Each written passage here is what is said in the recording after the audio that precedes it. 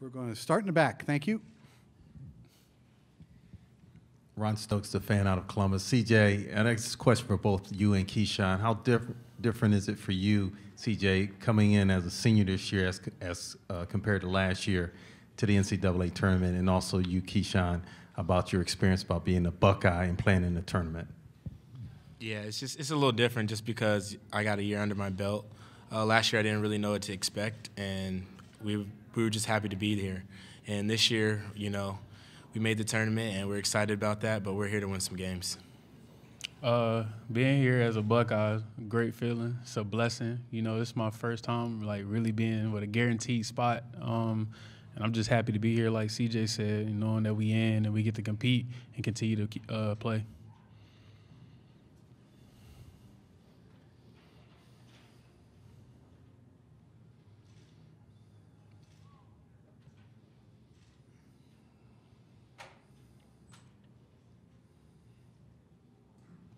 Stay in the back. Go. What challenges do you guys see from backcourt of Iowa State? They play four guards a lot, and how do you guys plan to match up? Keyshawn, you start us off, please. We know they're a great offensive team, and they play really, really fast. They got shooters. They got pretty much got every piece that you can have on a basketball team. But for us, we just got to bring our defense on the road, and our defense is going to lead us to a win, to win this game. And as long as we do live up to our defensive principles and we stick to those, we'll be fine. Yeah, like Keyshawn said, we just got to make sure we bring our defensive hat tomorrow, be ready for anything. We know offensively they play well together. They have really good chemistry, and they've had an unbelievable year, especially in the Big 12. So we just got to come ready and prepared and prepare our game plan for the rest of tonight and tomorrow, and we should be ready. Congadan, Scarlet and Gray Sports Radio. How big was that Indiana game, and just in terms of momentum for you guys? Of course, we all knew that it was big for getting into the tournament and stuff, but just from a personal level. CJ, you're first, please. I think it was huge for us. Just, you know, we had all our pieces back after a couple weeks, and we was able to beat a really good Indiana team who was really hot at the end of the season. And it kind of showed what we can do, especially late here in the season. We really needed that for momentum coming into postseason. Like CJ said, the most important part about that, we had our pieces. We had all our pieces, and you know, just to see all of us fight, you know, really excited for all of us playing together like a team and being really, really connected. That game was what was most important to all of us, and it showed. And with us getting that win, you know, it got us here to where we at now.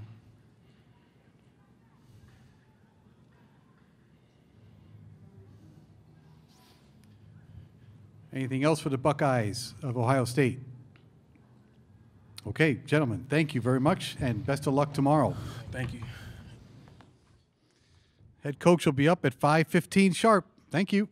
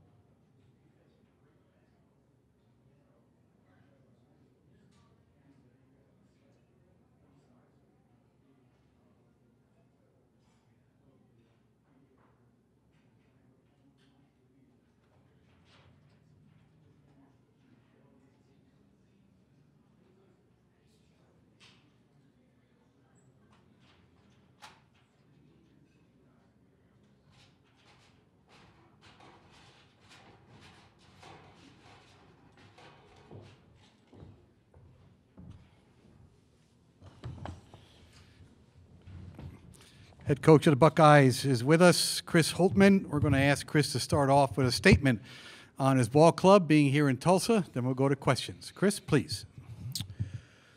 Okay, excited about obviously tomorrow night, late game. We're playing a terrific Iowa State team who's had an outstanding year. Steve and his team obviously have been playing really well here of late.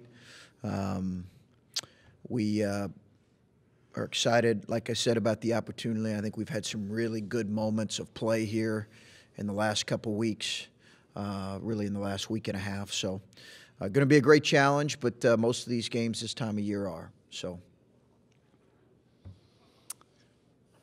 First question, right there in the aisle. Thank you. Hey. Chris, if you would talk about the significance of consecutive years in the Ncaa tournament and just how a program shoots to try and be in the tournament more often than not.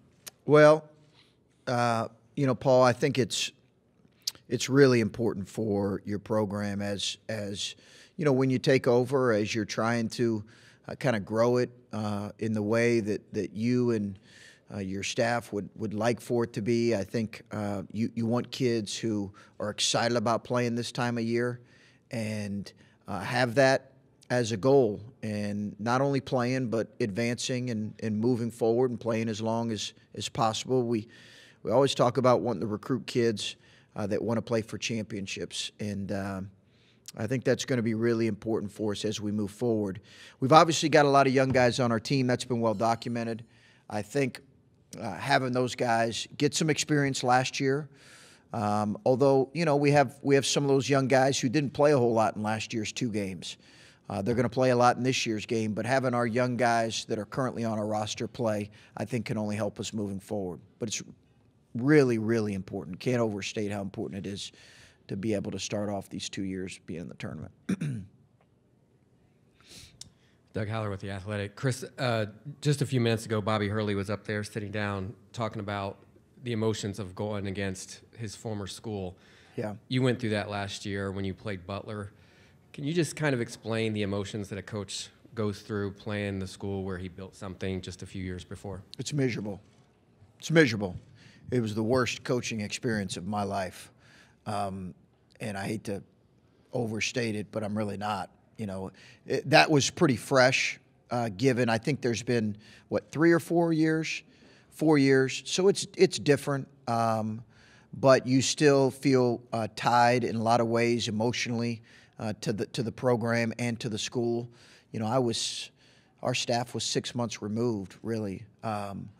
So the timing of it was miserable. You have very conflicted feelings. You feel compelled to prepare your current team as well as possible, and yet at the same time, in our case, we had recruited all those guys, and it's just it's a conflicted feeling, and I think you wouldn't be human if that wouldn't be the case. The good thing for him is there's been some separation of years, and I don't know how many players that he recruited, but obviously he recruited the coach, and there's some emotional ties there.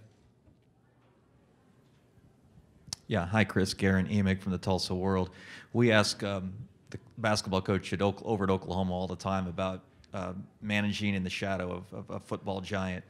And I know you've covered this ground with probably your beat writers up in Columbus, but while you're here, I'd like to ask how your philosophy on that and how you've accepted that challenge, especially coming from Butler, where obviously basketball maybe was on a different plane in terms of the athletic department.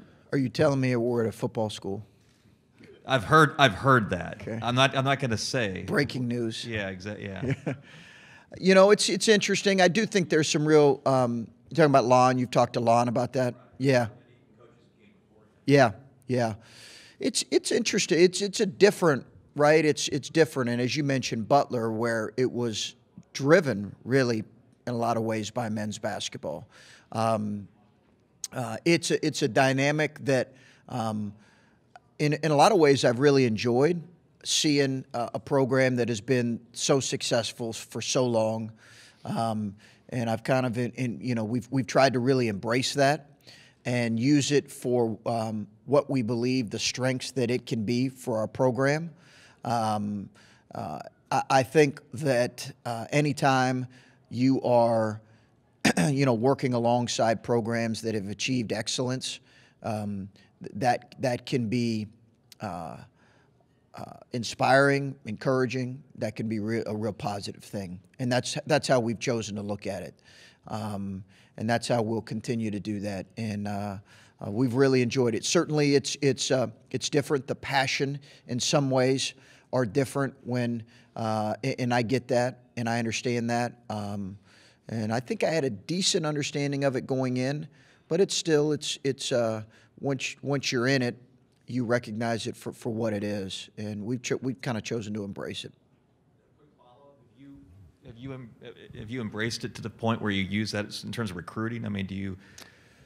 I know that the guys at OU, for instance, sure, will gladly show off, the Switzer Sure. Center and the stadium on fall afternoons and that kind of thing. Is that something that you do up in Columbus? I think part of embracing it is in fact that. It is showing, whether it's facilities or, there have been a number of times where we've had recruits spend time with Urban in the past, and we'll do it with Ryan in the future.